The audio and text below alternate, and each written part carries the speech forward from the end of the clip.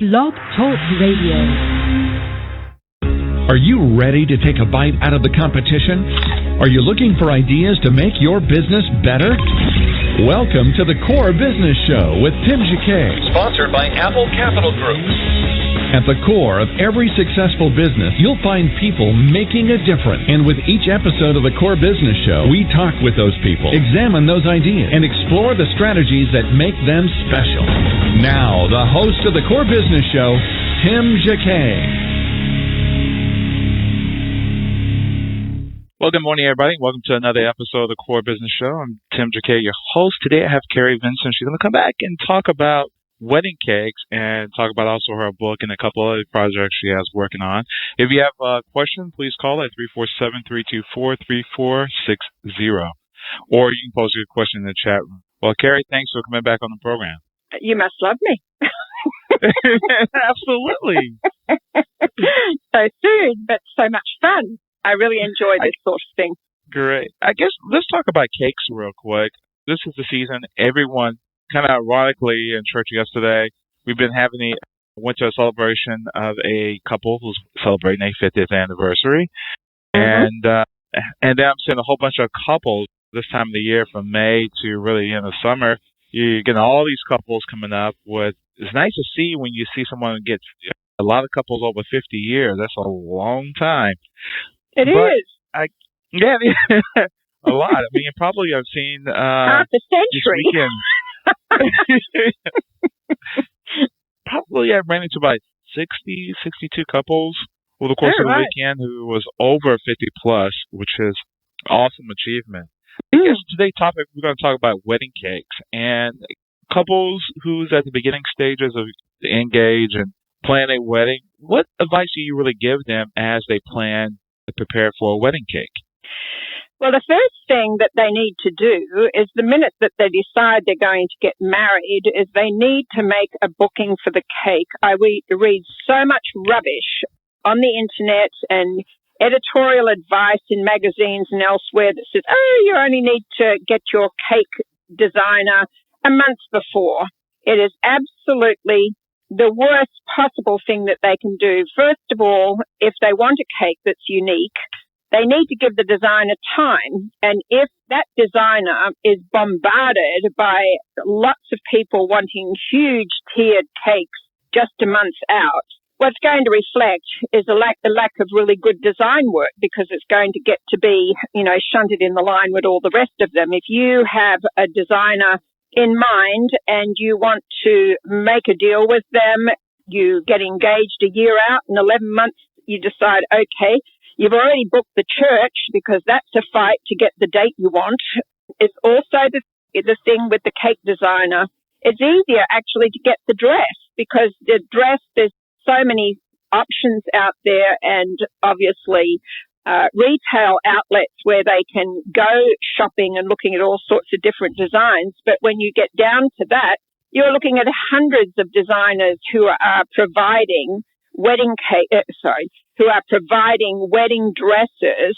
And so the sky is the limit when you get down to your town. If you are living in a small town or even a reasonably sized one, you have formula cakes, which are really quick and dirty, and it's nothing against what they do. It's they churn them out really fast in the department stores, the grocery stores and so forth, and they are not known for really refined design. And yes, if you want one of those cakes, it can be a month, because they are prepared for that, and they have a lot of people working on the production line to make sure that happens. But if you're wanting something a little bit more convoluted and a little bit more complex, then you need to give the designer time. So do not listen to any advice other than this one, which says the moment you know you're getting married, book your cake, go looking for your dress, book your church, not necessarily all of those things in that order, but those should be on your to-do list immediately. Wow. I think probably wedding cakes were probably towards the end of people thinking about this whole process. But you mentioned, several other people mentioned, say, wedding cake and your dress is what people remember. it's one of the most important considerations. If you think, and if everybody listening reflects, you will see that I am right. Usually the post-discussion about what happened at the wedding or while the wedding is going on and subsequently the reception, the bride is the queen of the day. And sad to have to say, but our poor old grooms are probably like an afterthought in one sense, because they're left completely out of the argument. And if they're smart, they should run like heck, because getting embroiled in cake business and all that sort of stuff is women's work, really, although some men are finding their way into it, but actually they're a little out of their depth. And so it's fine for them to have the superficial conversation, but I think it's better if they just leave it to their women folk to get the story evolving. But the next conversation after the bride's dress is discussed and her appearance and how fabulous they look, nobody really goes into waxical philosophical discussion about how fabulous the tux is unless the guy has gone out and bought something really unique and off the wall, because a tux is a tux is a tux. And yes, they'll look smart, and yes, they'll look good looking on the day, but nobody really sits down and goes stitch by stitch about how fabulous his boutonniere was or what his suit looked like.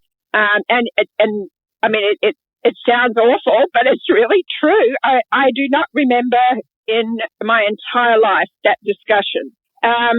However, once the dress has been given the once-over, then we move to, okay, what's next in line? The bride goes off for a few photographs immediately after the wedding, and then the guests are left to their own devices to make their way to the reception. And where do they go first? To look at the cake. So I really believe that the two most important elements in a wedding setup for the final production, I'm not talking about all the little parties and the family relationships and all of that sort of stuff that lead up to it, is about the cake and the bride. And first of all, of course, it's the bride, and second on the list is the cake. Nobody really talks that much about, I've never heard anybody really have a conversation or start a conversation with me about, oh, the flowers were fabulous that were decorating the tables. They might say the bouquets were lovely, but usually they take it as a whole panorama and not particularly picking the eyes out of what everybody's doing. But that cake stands alone, just like the bride does. And so it is fair, I think, given that consideration, that people give their baker and cake design or sugar artist, whoever you're dealing with, a chance to execute something worth looking at. Wow. You have so that whole scenario, the cake and the dress, have you seen people with the cake and the dress that they get something close to their dress and design, or the same style, if that's making sense, if it's a modern or if it's a classic tradition, or they usually just allow the cake designer to make a piece of art and they go from there? You have been doing your homework, haven't you? The main thing is really that people do tie their gown and their bridesmaids' outfits to have some connection with the cake. It is awful if you have a bride that's totally set on something pop and then find out that when you get there to deliver the cake that they're wearing something entirely different, and so it looks like nothing works together. And I think the entire bridal party, the flowers from the florist and the cake designer ought to look like the whole thing has a meshing effect so that they do belong together. There's nothing worse than having somebody contemporary in contemporary dress and looking at a traditional wedding cake that doesn't even go. It's also a good thing to think about the colours so that the colours actually mesh.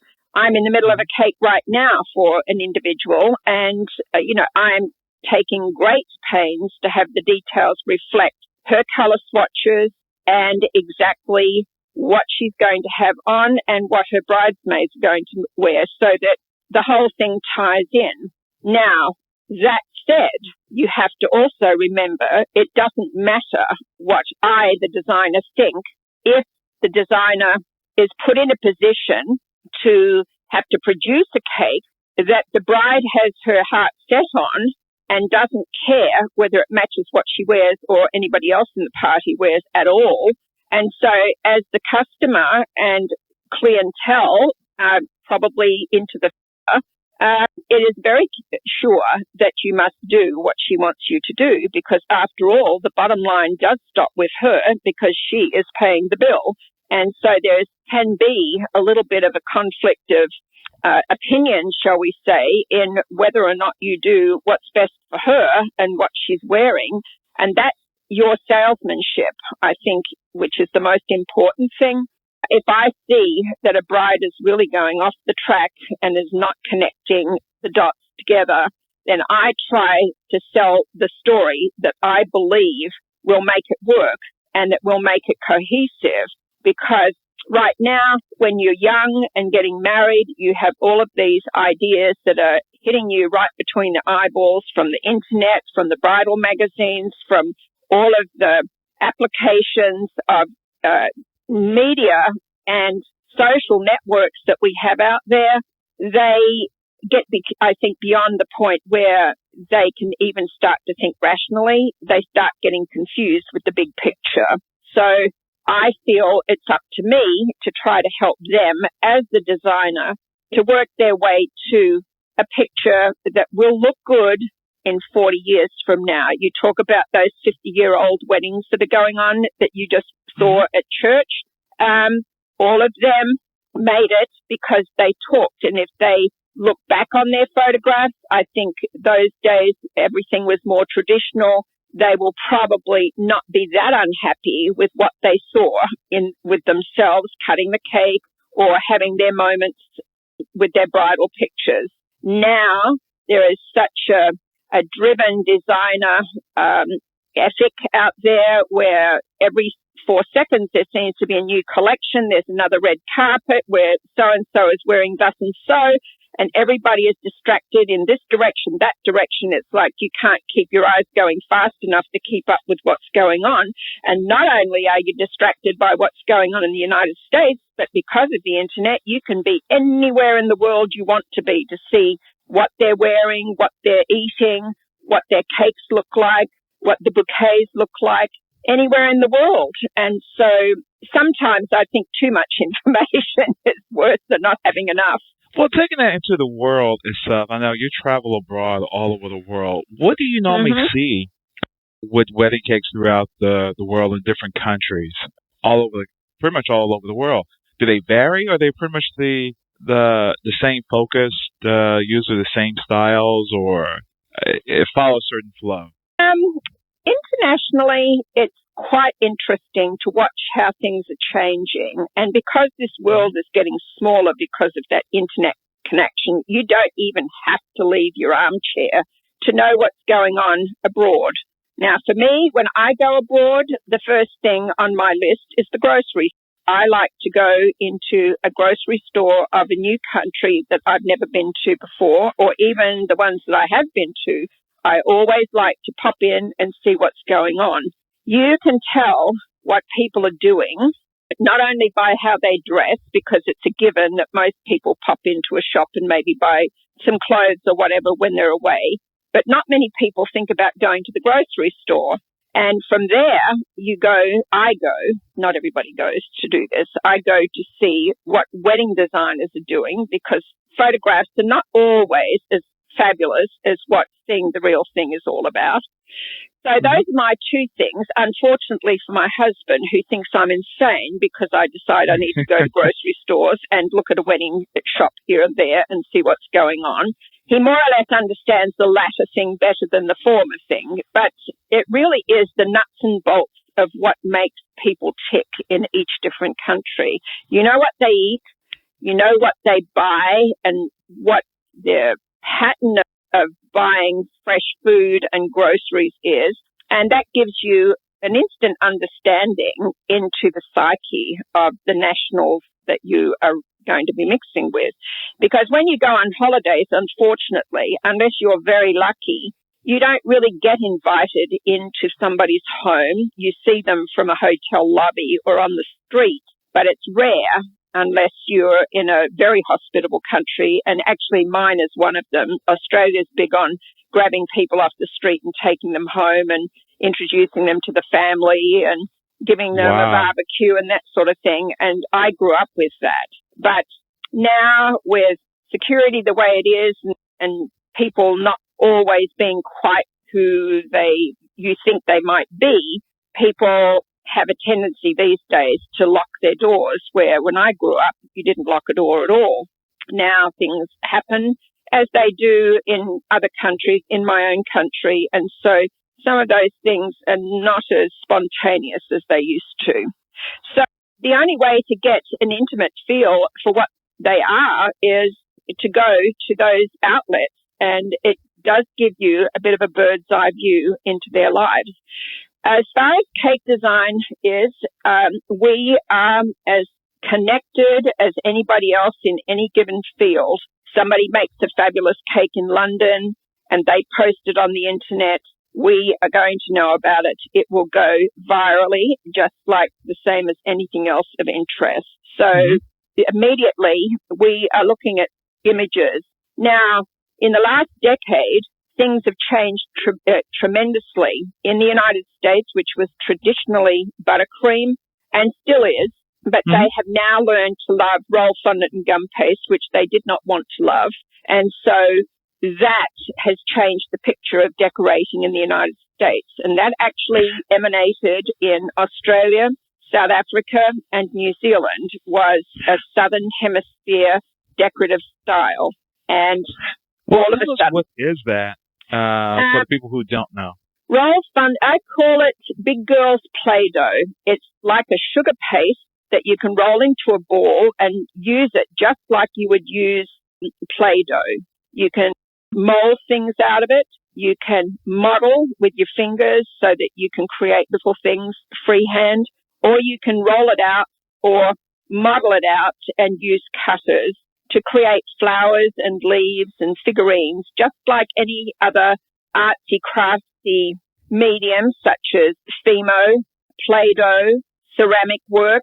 All of it has a hand-in-glove sense. And so I can make anything out of sugar to replicate botanically correctly anything in the garden. Right now I'm into hydrangeas that I'm making for this wedding cake, and I don't just pretend to send a hydrangea to this cake.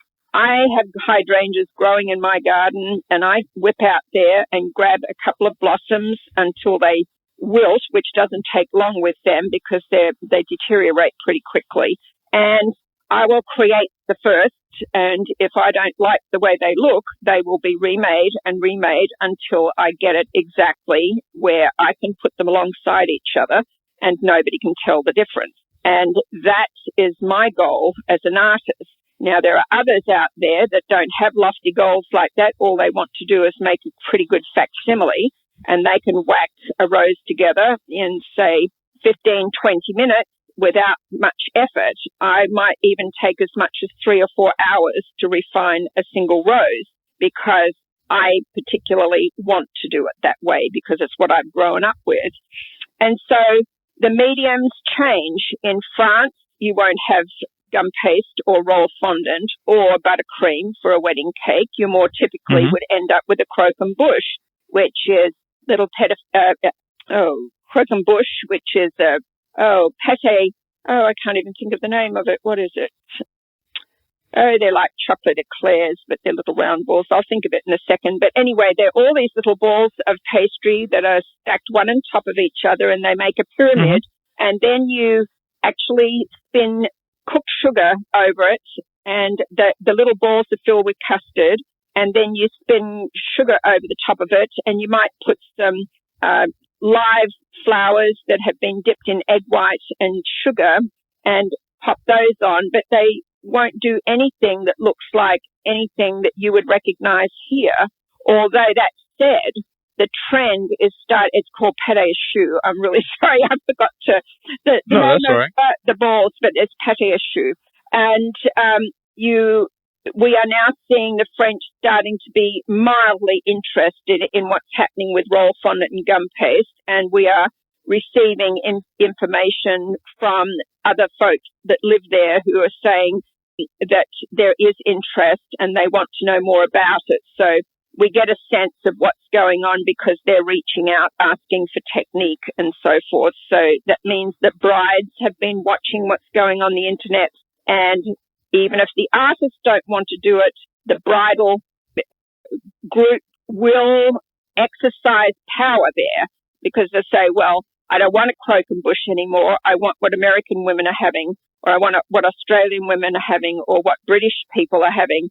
And so, therefore, you better learn it or I'll go somewhere else. And so Wow. that is exerting power on the decorative market. Now, when you go to Holland, they don't care much about roll fondant and gum paste, although it's in a huge growth mode there at the moment. But traditionally, they have always been about marzipan. And in America, where you have vanilla or flavored cakes, light pound cakes and so forth for your wedding cakes.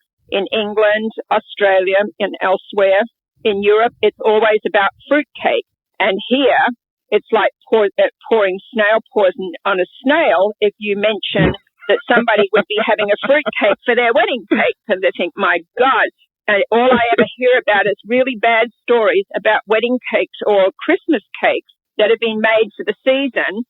And they're dry and everybody hates them and they pass it on to grandma. Poor grandma, I don't know why she keeps getting all these cakes, but it seems like these are the little anecdotes that are part and parcel of the American traditional storytelling. Nobody here loves fruitcake. No, so what do you think? Because it's just like bad experience because people are not prepared cooking them correctly, or it's just, I know, I mean, I like them. I only get it once a year, but you always get different varieties of it. Sometimes it's too dry. It's rare that you can get one that's moist. What is a good recipe you recommend? Tips that you can tell a person, this is really how you make a good fruitcake. Well, I think that the key is that everybody's in such a hurry to get everything done in such a hurry that the cake recipe sometimes goes by the board. A lot of decorators, myself included, I have to put the brakes on myself because there's no more fun about baking a cake. It's like, okay, out comes the mixer and, oh yes, in goes the ingredients and into the oven and out of the oven. All I want to do is hurry up and get to the decorating moment because that's the fun part where you can really, the sky is the limit when it comes to design. So I think a lot of times that is why the bakers, and America's been brought up with it, where they have fast cakes, which is not necessarily that they're coming out of the oven too soon. It's just that it doesn't take as long to bake a regular cake as it does a fruit cake. A fruit cake can spend as long as 3 hours in the oven before it's ready to be taken out. But it's how you take care of the fruit cake. You can't let it dry out in the oven process. We do all sorts of weird and wonderful things. We put pans of water in there that simmer so that the cake doesn't dry out, so that there's steam in there. We add wrappings around the outside and what we call collars, and that protects the edge of the cake so it doesn't burn. We also feed the cake after it comes out of the oven and cools off. We mix simple syrup, which is a combination 50-50 of water and sugar, and then we add a little bit of alcohol. And in case anybody listening is getting beside themselves about the alcohol for religious reasons, it's nothing to do with religious reasons. It's to do with preserving the cake. And this hot syrup is actually poured over the cake while it's still warm. And you wrap it up in cheesecloth and put it in a cake tin, which is really well sealed. And once a week, you feed a bit more of this syrup to the cake. And you just paint it on and leave it.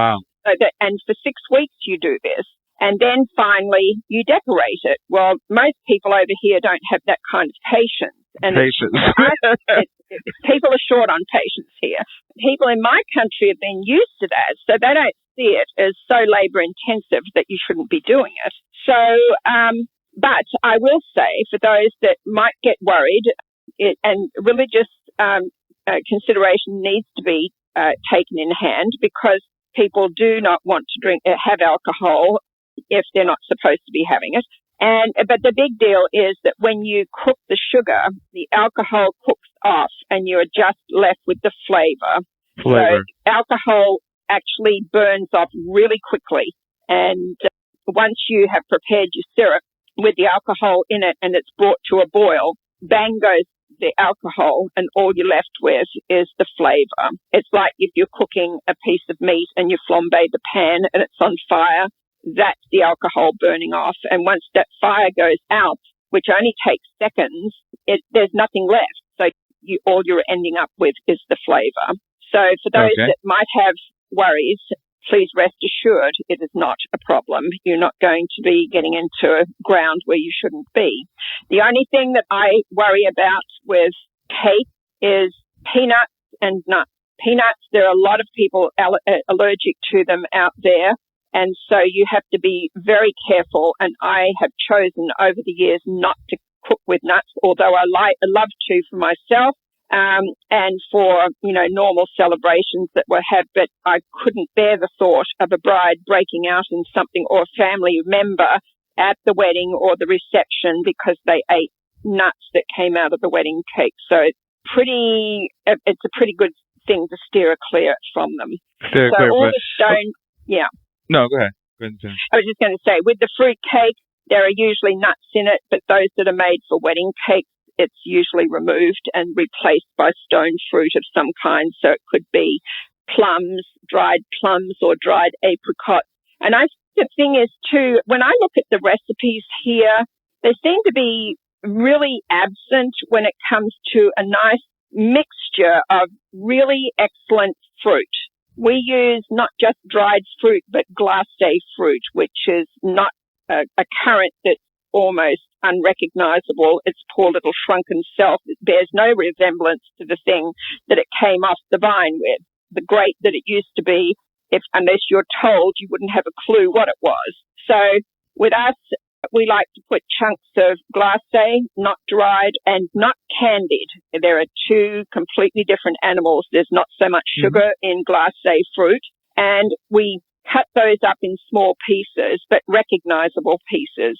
So in actual fact, it's more like a fruit roll than this really dark concoction that is seen here, where it's all the dark fruits, which is raisins and dates and currants, and that's about pretty much what's in it. Sometimes they use glacé fruit, the red and green cherries at Christmas time, but they're pretty tasteless. They don't have much flavor.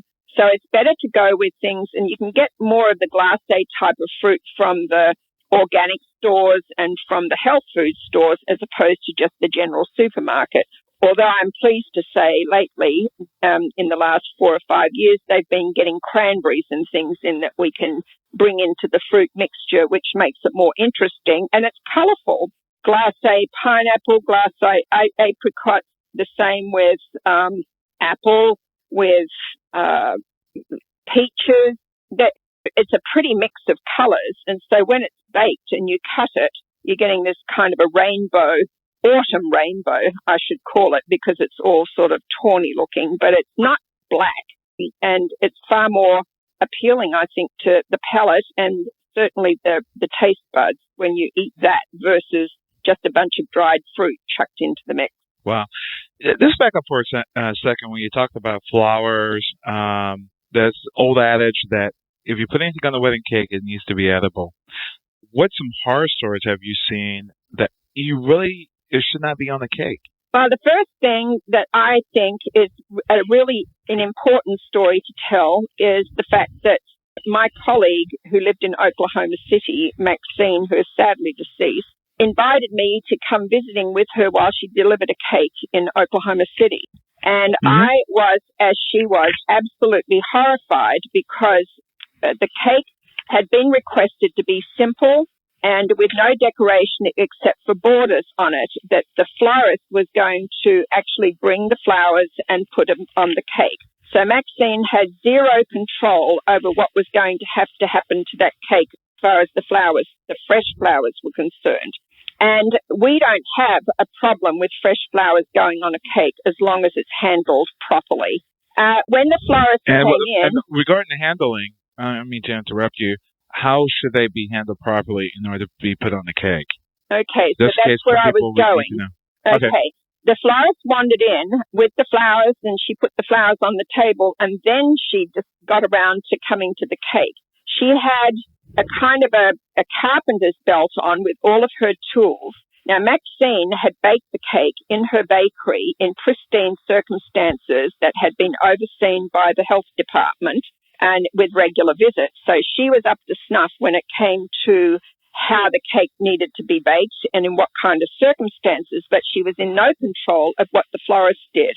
The florist pulled a pair of scissors out of her bag that she had been cutting up all of these flowers and trimming with, cut off the bottoms of the flowers, did not put any kind of floral pick in there in order to keep the sap from the flowers going into the cake, and dug her scissors into the cake and pushed the flowers into the cake.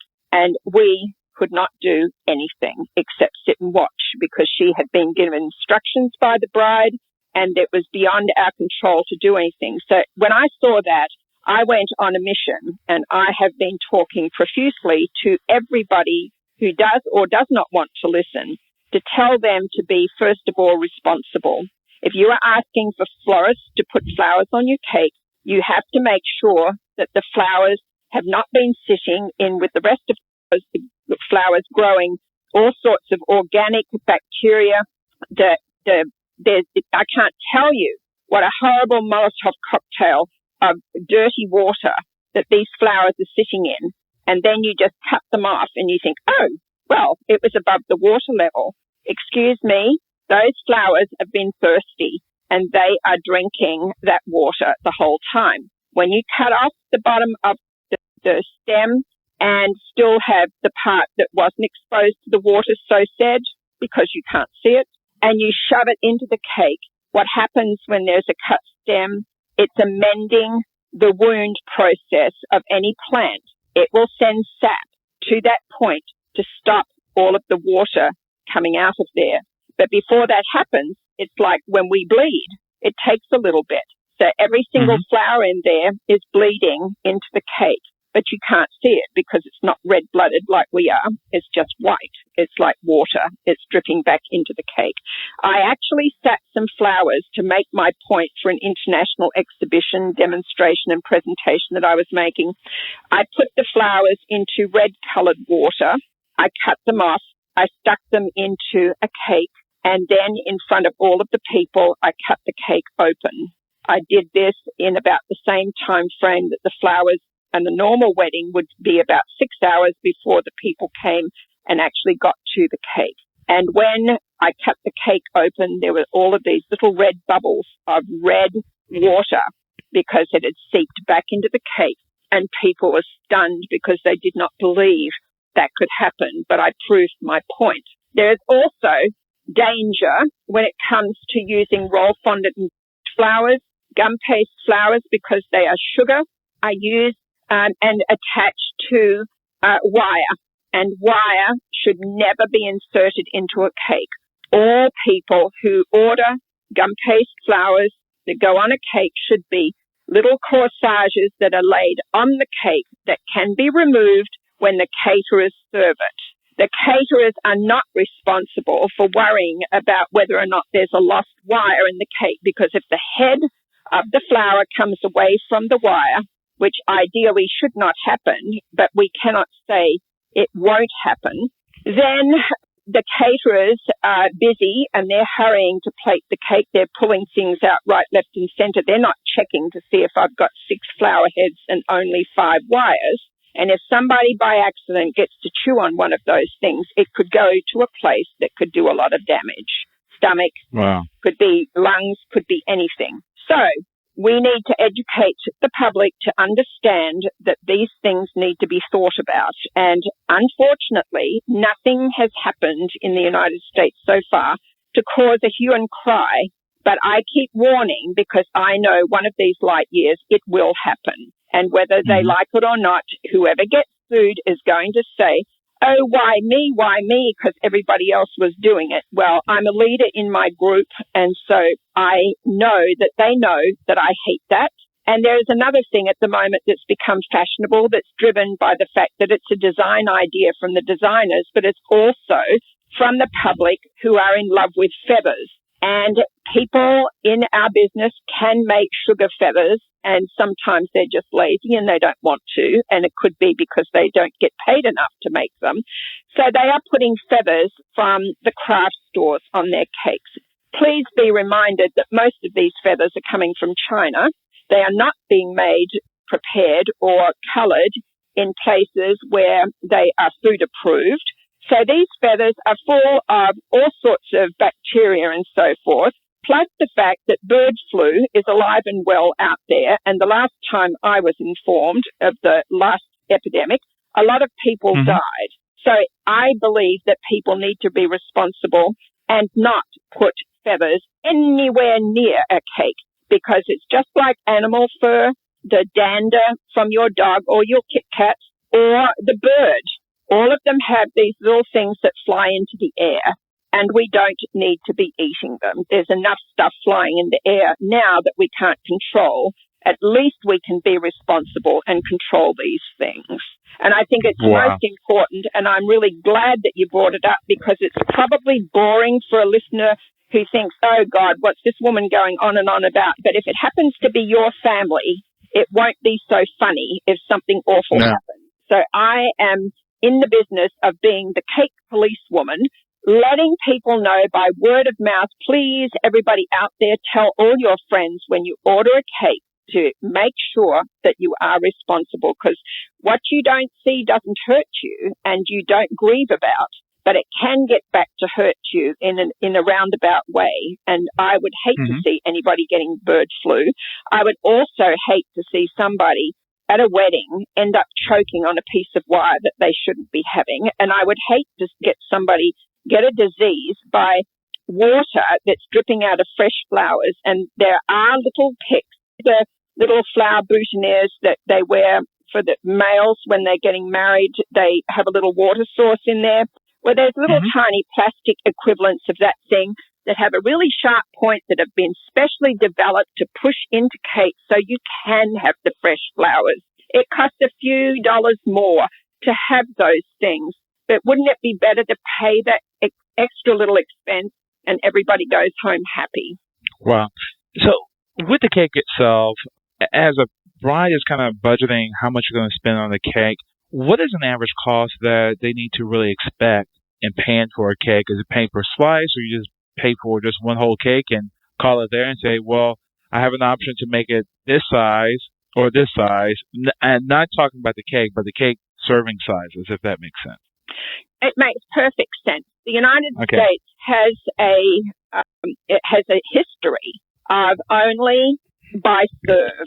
So whatever the cake baker and the client come up with, the budget versus what it costs and time invested, it's all down to ingredients, and then it's the time is more the important thing.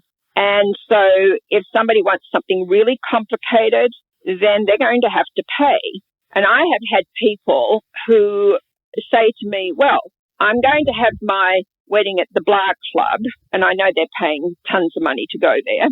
And most of the time, some of the Blah Clubs I actually belong to myself, so I know in a very detailed way how much it costs. So they will say, I've only got 50 people coming, but the lobby at the Blah Club is like as big as a cathedral, and my cake has to look big in there. And so that when people walk in, it's making a statement. Well, I can't be responsible if you are going by serves and say, okay, for 50 people, the cake should be a 10-inch, 12-inch round cake, and that's about it with a 6-inch on top, which is like a pimple on a pumpkin. It's not going to be useful at all as far as a centerpiece that's shouting that I'm filling the lobby. So I say to them, it's up to you what you want to choose. I never, ever would do by serve because I think it's outrageous. It's a stupid system, and you can wash my mouth out with soap and hit me over the head because I'm not being very nice about the system here. But honestly, it ties people up in knots because I do a cake commission. What do you want? If it's about small numbers of people and not a huge event, then we talk a smaller price. But if I am a person who, they say they're a social bunch and they want a huge cake and they really don't care because they've only got 150 people coming, then I'm just going to tell them that this is going to be an expensive production because they want this thing to impress the world, and that's not my problem. They have to pay for that experience. If it's by the serve and you have 50 people, so what do? Give them 3/4 of a 16-inch cake with a chunk taken out of it because they don't need any more of it because they're going to pin you down to those 50 serves. And that's why I call the serve thing outrageous, because people are busy calculating, oh, well, I've got 50 people and it's only going to cost me $4.50 a serve, so this is how much it's going to cost, and so I'm going to get a cake for like $200. You can get a cake for $200.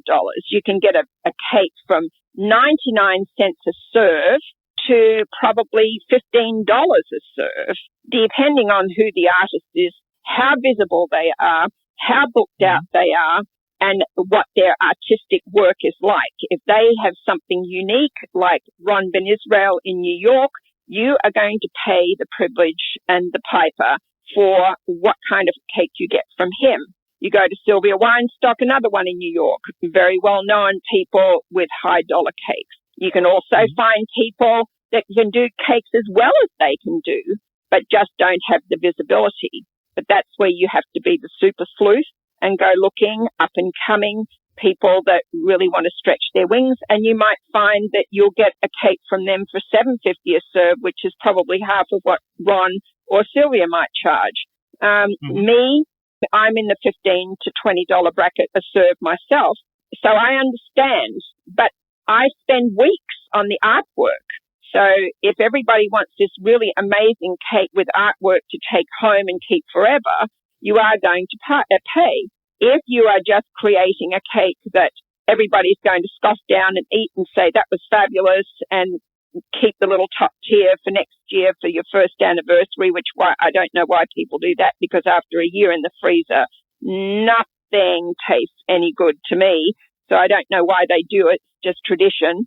But to me, I think that's really where they have to determine how much and what the experience is all about. It's, if you eat and get, then it's going to be cheaper.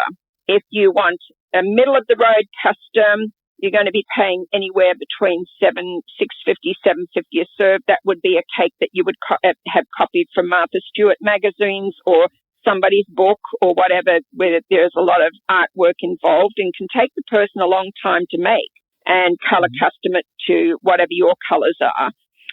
And then you have a person like me, which is the Rons of this world, the Sylvias of this world. There's Colette Peters, another one out there that does amazing cakes and spends forever on getting the detail done. Then you're going to pay anywhere between $12.50 and $20 a serve. But, as I said, I don't do serves. So it's like, okay, you want blah cake, it's going to have 3 tiers or 4 tiers. It's got to be fitting a vision. This person has a vision.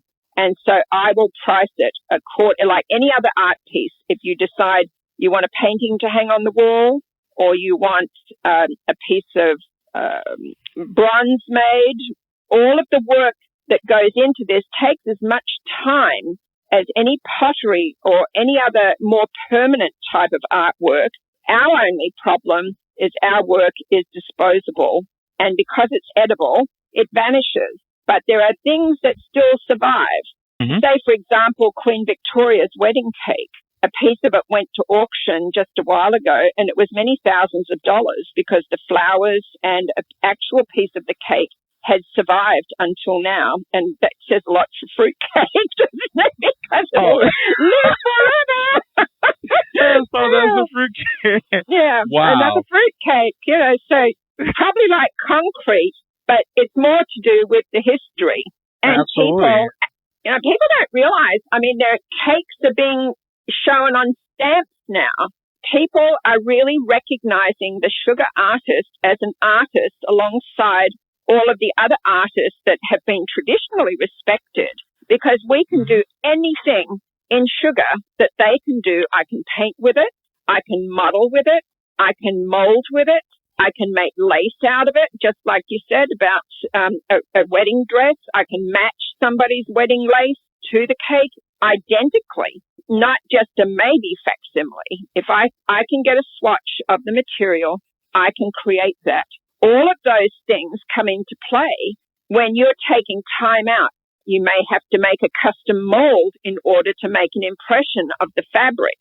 Then once you've done that, all of this takes up time, and it's all hidden time that anybody who just sees the finished cake, oh, it's fabulous, I love it, I love it, I love it.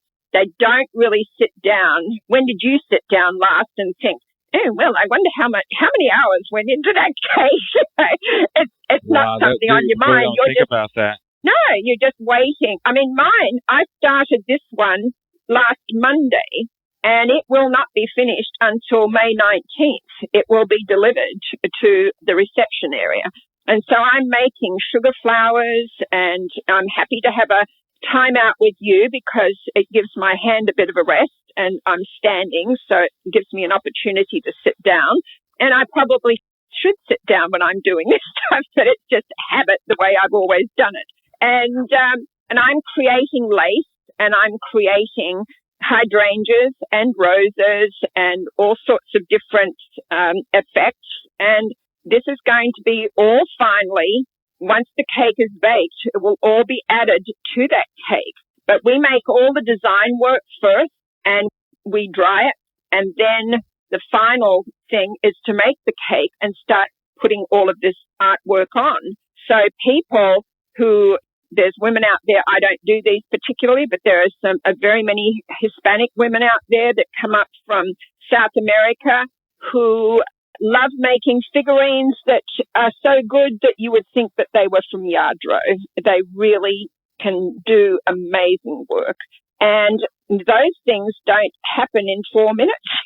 It's really complex. Wow. And I find with my work, for example, I make flowers and usually try to figure a way to get 3 centerpieces for the cake in some kind of design configuration on it, because with buttercream, you can't take that souvenir home with you.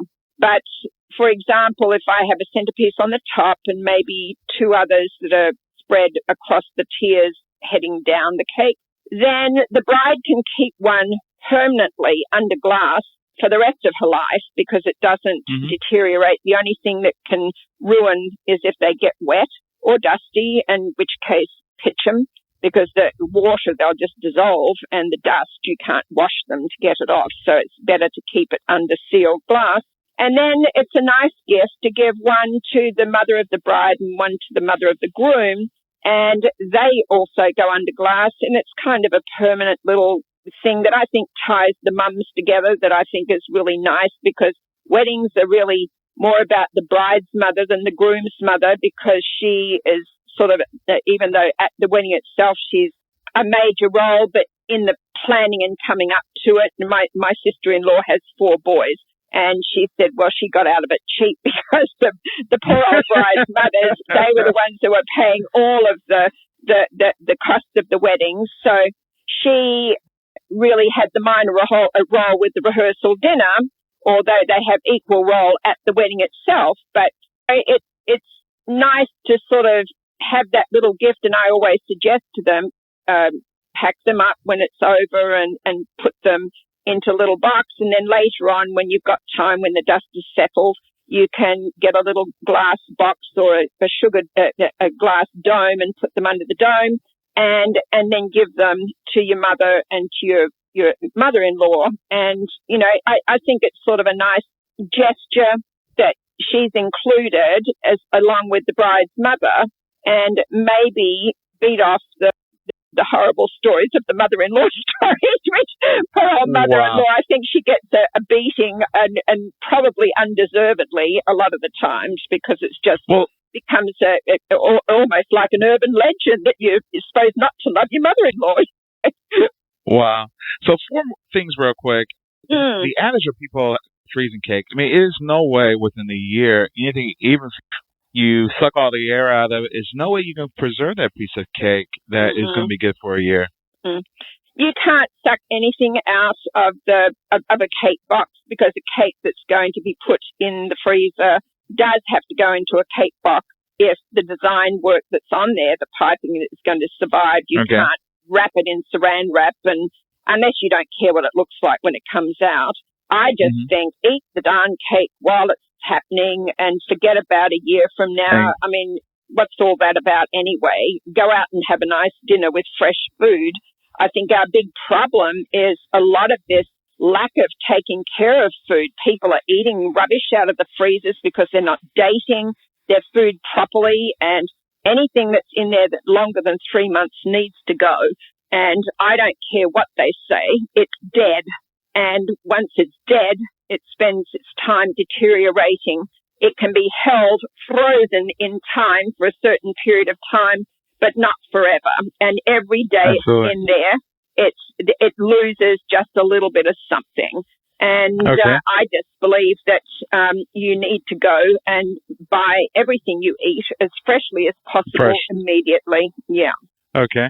And the other thing is, for 3 tips that you have for brides and their mothers who's looking for a cake designer, what 3 things that you advise them to look for in a cake designer?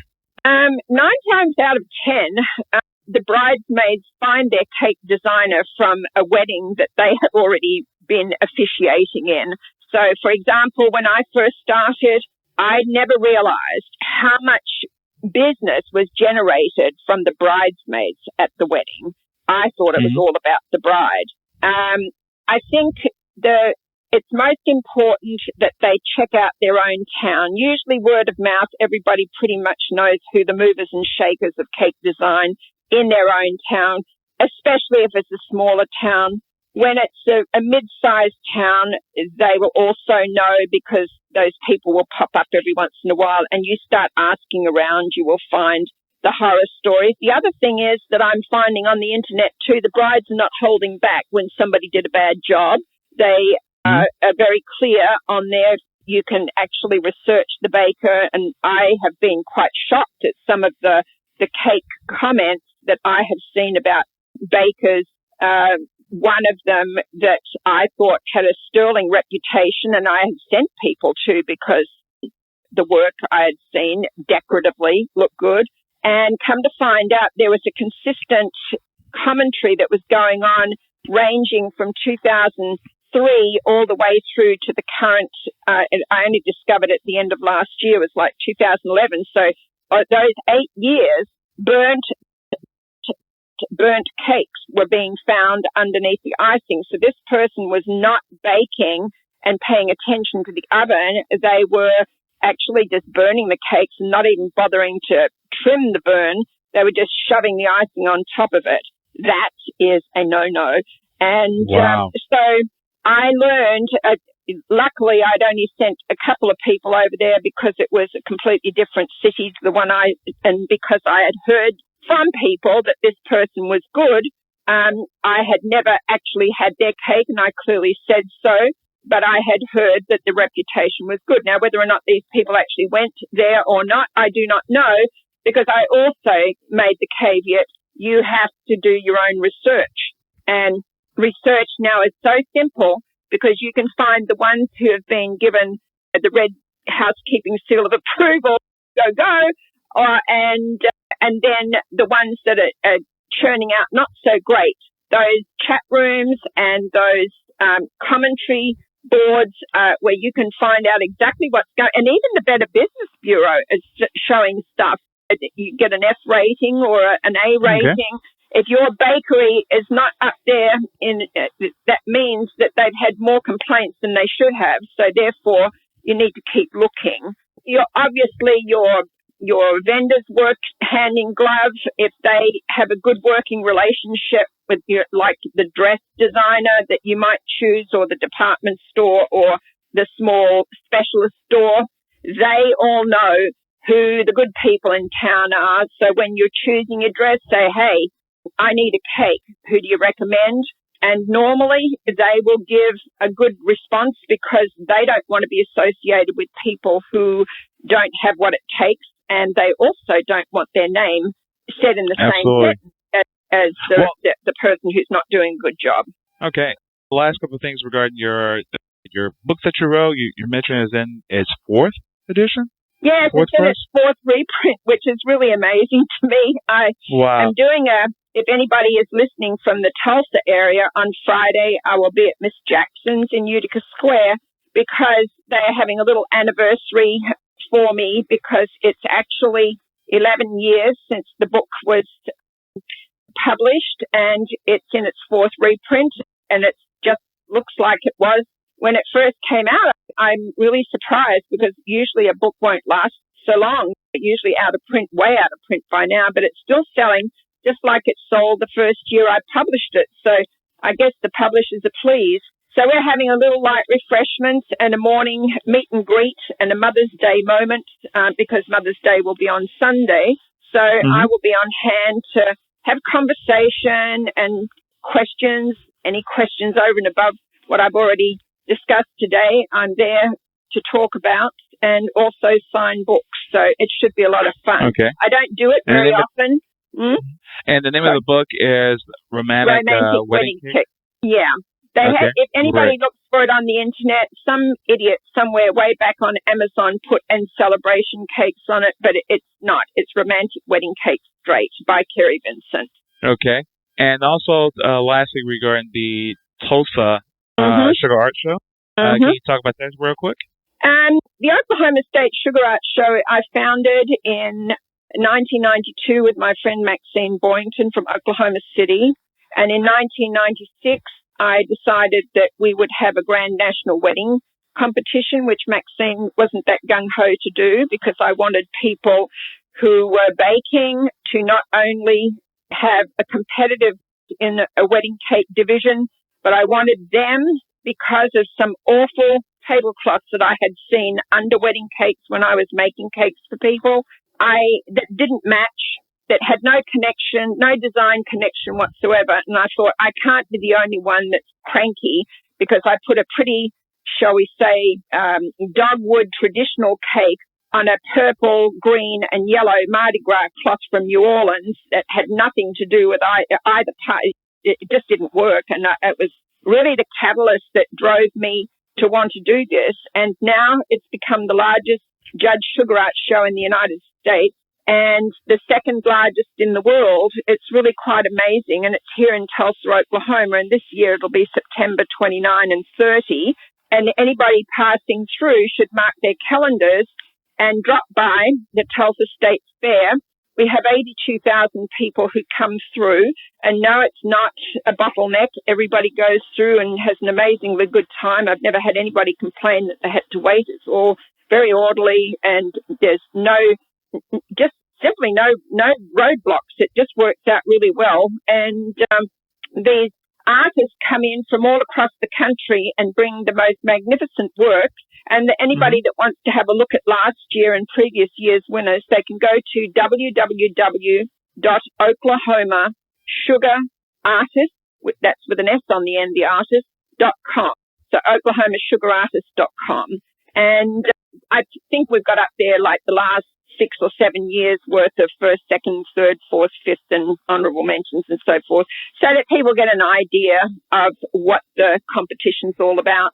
And it's a wonderful place to come spend time. The kids come and families, and especially after church on Sunday, we get a huge crowd. As soon as they finish church, they go and eat something and then come out and have a look. But it's on for 2 full days, and it's the best. It's what I say, the best go head to head in Tulsa, Oklahoma every fall. And what happens in cake in the United States as far as competition and design for the future happens here.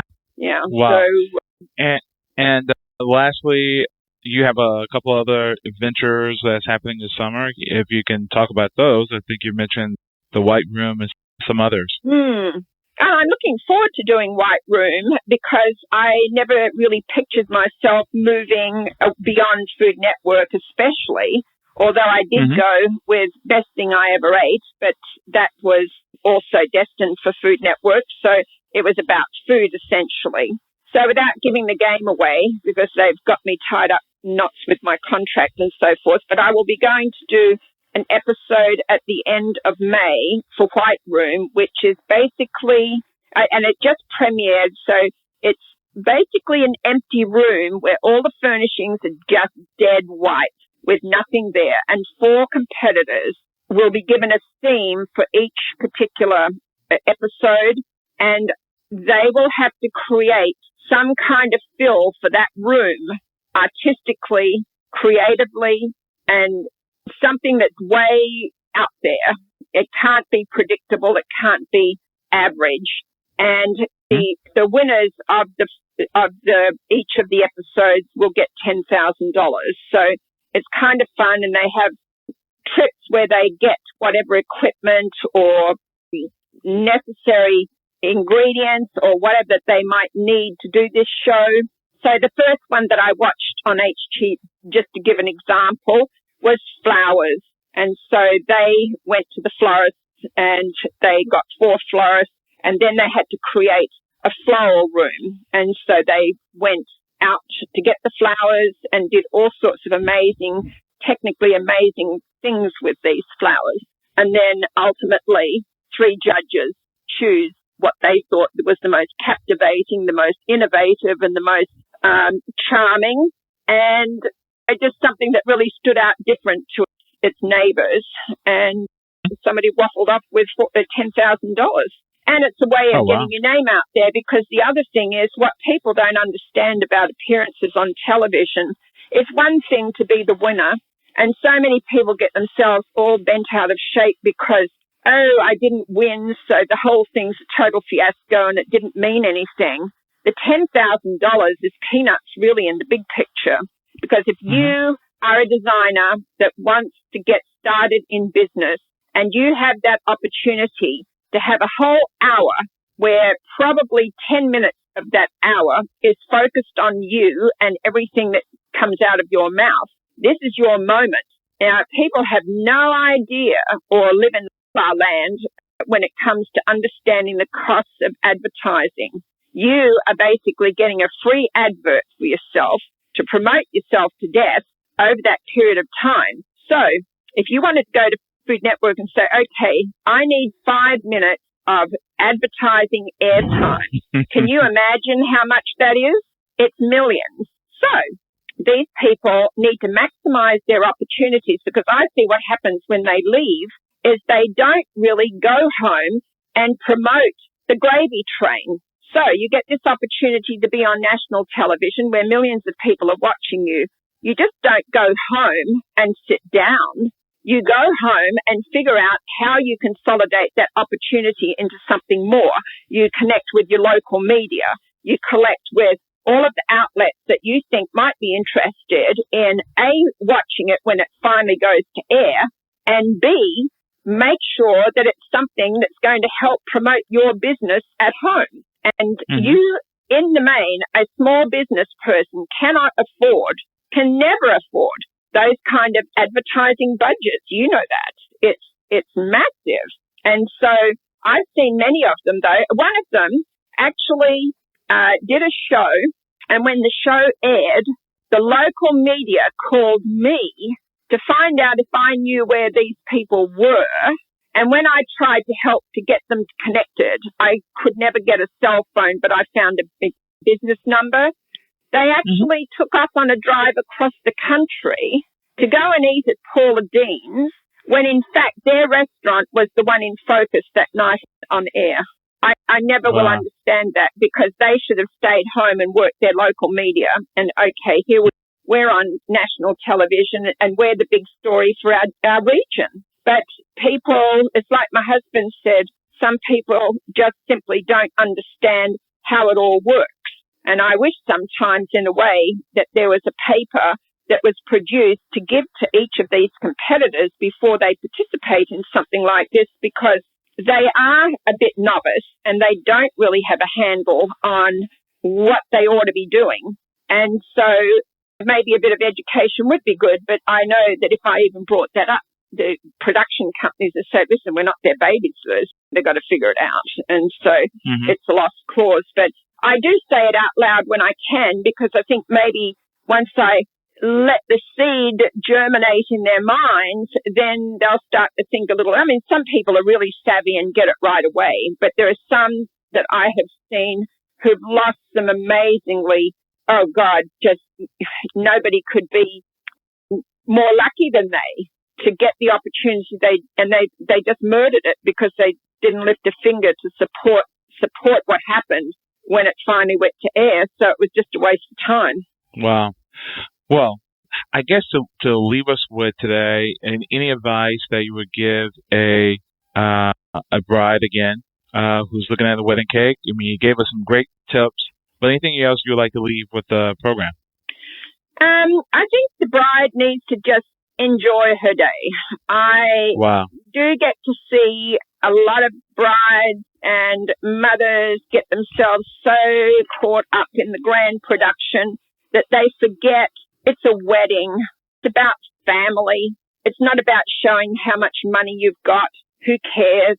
At the end of the day, it should be a close thing. You don't have to have 300 people that you never saw for 25 years just because you want to show them how fabulously wealthy you got or how well you're doing.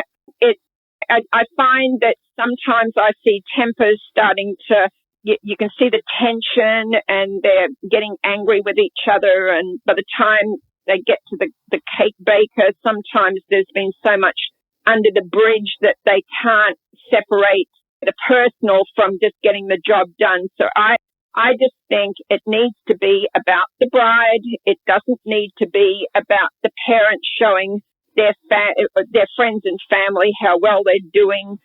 I think sometimes the mother of the bride can be guilty of not letting her daughter have what she wants.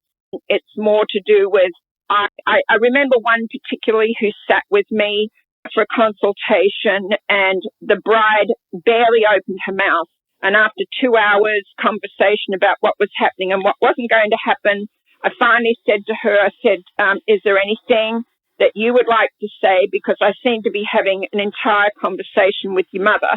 And her mother leapt in and said, well, she said, I got the dress and the hair and she got the shoes. And I'm like, what the heck is she talking about? So the girl said, oh, well, I wanted to wear, if there was a new fashion after you'd done all the bridal stuff in the high heels, then you put these sneakers on that are all decorated with glitzy stuff. And then they have fun and games with their dancing and they're not staggering around on hugely tall heels that they can hardly walk on. But they get down the aisle on that stuff. But I think by the time they get down their aisle, their feet want to be unscrewed from the ankles because I think it's almost painful watching them. And so I said, well, this is your cake. Aren't you going to say anything? And the mother said, no, the cake is mine. And I said, actually, no, it's not. And so the girl and she had a bit of a blitz at my table. And she said, well, her mother wanted her hair up and the girl wanted her hair down. And actually, I did see the girl at the wedding and I saw that she did win out with the hair. She had her hair down and I said, oh, well, good for you. Because that was not about mother of the bride and the bride. It was about pretension. And I think that it's not about, if I want to go to a play, I'll go to the West End in London or go to New York or go to the local theatre. It's a wedding. It's about feelings. It's about launching two people into life, hopefully, one marriage, no divorce. You know, you said about the people that have 50 years. I have 38 years up, and my husband and I have not been married to anybody else, just ourselves. So, therefore, but there are so many people who are divorcing. And Oklahoma, for example, has one of the highest divorce rates in the country. And I could tell you, before I finished designing the cake and having the cake consultation, who's going to make it and who's not, because already the chemistry is wrong. They're not getting married for really, the husband-to-be is cute. I could care less about cute. It's about gut. It's about heart. It's about love. It's about all of those thing discussing how you're going to live as a couple for the rest of your life, not this airy-fairy story of everything's like all about the wedding and it's not much about feelings. I really believe before people take that walk down the aisle, they need to decide, yes, I love this person, but this person is also going to be my friend. Mm-hmm. And if you have both of those things, then you will have a good marriage. If you don't only have one of those things, 4 or 5 years from now, that cute, oh, love is grand, airy-fairy feeling of what love is all about will be gone as fast as quicksand. And they'll be looking for another husband or another wife and having a divorce. I mean, I have friends surround me at my age, and my husband and I are in our 60s, who have worked their way through their third and fourth marriage. Frankly, I don't even know why they bother, because it's off with the old, none with the new. It's a matter of making a commitment that is in-depth and heartfelt and thought out. It's not a game. It's a marriage. And I want mine to last forever. And people need to go out and experience different relationships with different people before they make a decision. Then they can get married. And they don't need to be getting married when they're 17 or 20 or 21, because I have decided a long time ago, people need to have the freedom to live their lives. And then they make a commitment to join another person within their lives. So if you've had no experience of the world, I mean, I was 30-something before I got married. There was no way I was going to get married as a baby. Now, you're immature. You don't have what it takes to stand up to all of the things that the onslaught of married life. It's not easy. You have to work at it. You can't just, oh, well, this is not working for me, and I think I'm just going to get out. That's not how it works. You have to commit to this person. And I think that's what's really so missing with a lot of relationships. I'm not saying all, but if people look into themselves and into their lives and decide, what is it that I want out of this thing? And yes, she's cute, but will I love her when she's got wrinkles down to her knees 50 years from now? And I think that's the question that has to be asked, because cute does not last. And if there are mannerisms and things that bother you, they're not going to get any better. They're not going to go away as time goes on. In fact, those will probably be the things that will annoy you more. And so don't do it until you're really sure. And no matter what you do and how long you try to work on whether or not it's the right or the wrong thing to do, when the final analysis, when you put your little finger on the pen to sign your life away in the registry office, when it's all boiled down, it's still going to be something different. So if you don't have a sound platform to launch from, you're just going to be one of those statistics. So I say to everybody, think twice.